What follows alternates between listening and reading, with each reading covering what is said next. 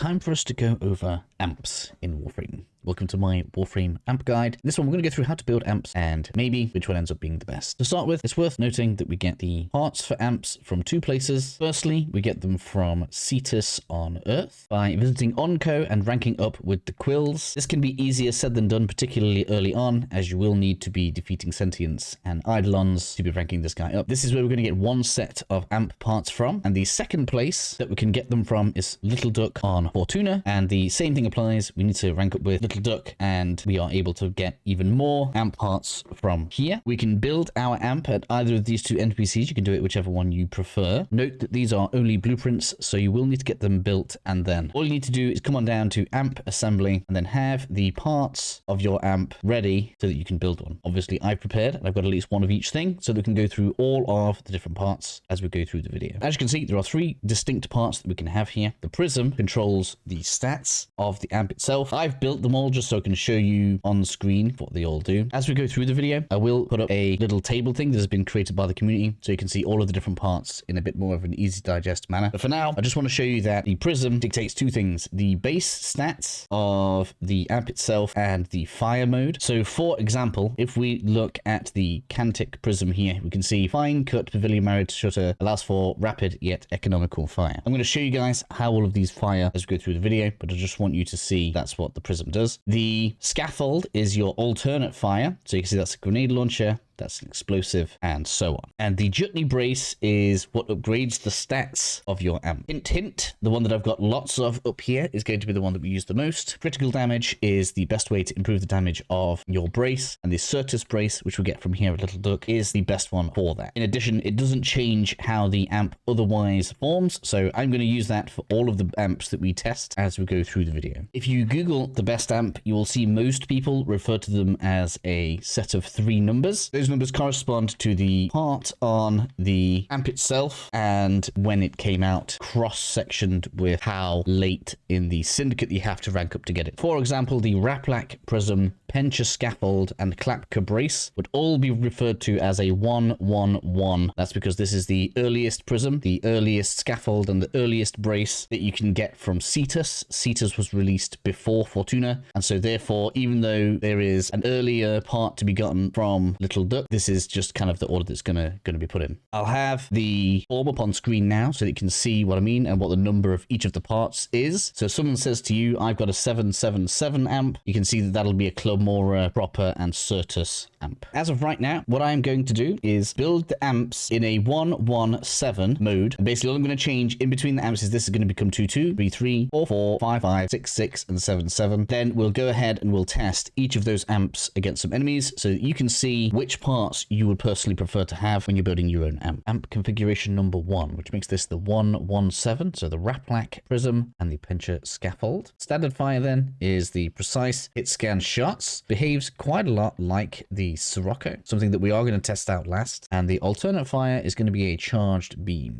which actually does pretty good damage. It seems to hit twice as well, which is very nice. It's got some multi-shot on there. Test number 2, which makes this a 227 amp, the Schwark prism and the Shraxon scaffold. Something to note about the main fire on this one, and the reason that I liked it quite a lot back in the day, is it actually has punch through. So we're shooting this guy, but if we come on to the other side, it's actually going to do punch through. And you can see that it's quite wide. Like if I just aim to the side a little bit here, it'll still hit both of them. If you're going to use this outside of Eidolon Hunts and Angels, it's pretty forgiving. And even in Eidolon Hunts and Angels, pretty good because you don't really even have to aim with it. One of the best things is on an Eidolon, if you aim upwards from underneath its leg, you can hit the Eidolon twice. Something worth knowing. As for the short range flak grenade, then let's try that.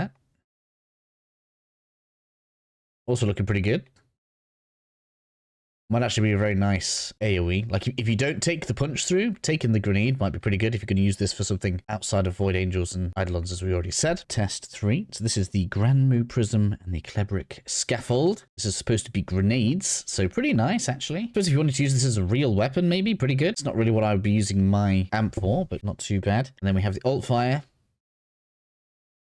Oh, that's pretty weird, isn't it? That does majorly lower damage than the main fire of all of the other weapons, though. Yeah, I don't like that very much. I definitely won't be using that one. So far, Raplak, I think, is my favorite all round, but mostly because it behaves like the Sirocco. Test number 4, which is the Ron Prism and Fard Scaffold. So this is a 447. And to be honest, I kind of like that. The energy doesn't go down too fast to say that's an automatic version. It's probably like less per shot, but pretty nice, actually.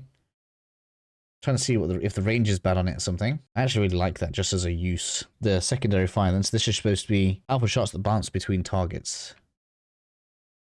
Oh, that's pretty good. Can we have more than one of those out as well? So out of the secondaries, the 4 so far is definitely my favorite. Test number 5, and we're on to Little Duck items now. Main fire, and this is going to be the 557 Cantic Prism. Oh, that's real good. Burst fire. That seems to be pretty good damage there. Quite like the burst fire, pretty good. And then we got the secondary fire, which is supposed to be burst fire grenades. Oh man. Oh, that uses all your energy. I probably wouldn't use that. But the burst fire is pretty good. That's probably better than the fully auto. So I quite like that one. Pretty nice. Prism number 6. This is the Lega Prism. Oh, and kind of nice. What's the range on that? So it's kind of like a beam, I guess. It's a pretty good beam. The damage is pretty low. It doesn't use energy too fast, which is kind of nice. It does say that it's supposed to do damage over time as well, but it really isn't seeming to catch these guys alight. And then the Disic Scaffold. So this is the 667, just in case you need clarification. That's pretty powerful, though. How much is that using?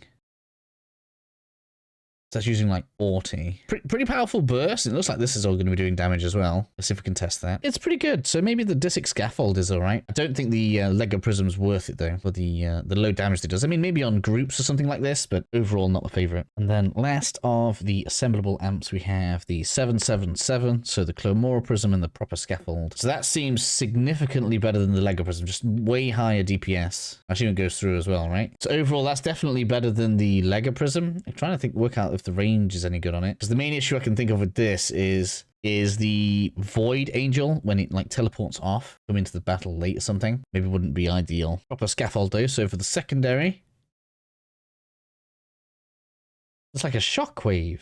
Doesn't seem to be doing any damage. That's weird. Definitely not a fan of the proper Scaffold, I don't think. But the last thing that we have to test then is going to be the Sirocco. This is given to us through the main story, and we don't even need to build it. It's free. I really like it because it's real easy to use, and it has this reload thing that's also pretty powerful, as you can see. Some of the damage numbers this gets are significantly higher sometimes, especially with the charge shot. But it is getting less per hit, I think, than the Raplak Prism was. So it probably is worth the upgrade, looking at this. It's worth knowing. It's pretty good. I'm going to go back through the video after I finish doing all these tests so I can pick out which bits that I need myself. But let's move on how we get more damage out of our amps. There are 2 main things that we can do. The first thing is to come into your focus tab, go on Madarai, and start maxing out this left-hand side right here. Power Transfer, Void Strike, and Phoenix Talons. With all of these active, you can start pumping out much higher damage numbers, as I'm sure somebody is going to comment. There are other bits and bobs as well in the focus trees, but Madarai is the main one you should be focusing on to start with. Once you have max leveled an amp, you can get it gilded, which is another option at either Little Duck or Onco. You'll be able to reset the level. That will unlock an arcane slot for your amp, and there are some pretty good ones that can significantly increase the damage that you're putting out. In particular, if we use some of the things that we just spoke about in the focus trees. So for example, on operate ability, so use that first ability and bam, 10% more damage there. There's Eternal Onslaught on depleted, which again is the same ability. It's going to give you increased crit chance as well. You can see here that I currently have a locked arcane slot. The way we unlock this is by installing an amp arcane adapter. We get those by maxing out our standing with the hold fast. If you don't have access to these yet, that means you're here too early and you've skipped my step-by-step playlist on how to get through Warframe. If you need help with that, getting to the point that I'm at right now is 100% covered in that playlist. And that brings me to the end of what I wanted to get through in this video. We could have gone deeper into arcanes, but that's going to get its own video probably after the next one, because we need to do Steel Path before we cover arcanes. But over the next few days, we should have both a Steel Path guide and an arcanes guide out on the channel. So if you need information on those, just give me a couple of days and should be already out on the channel. I hope this has helped you out, and I'll catch you all in the next video.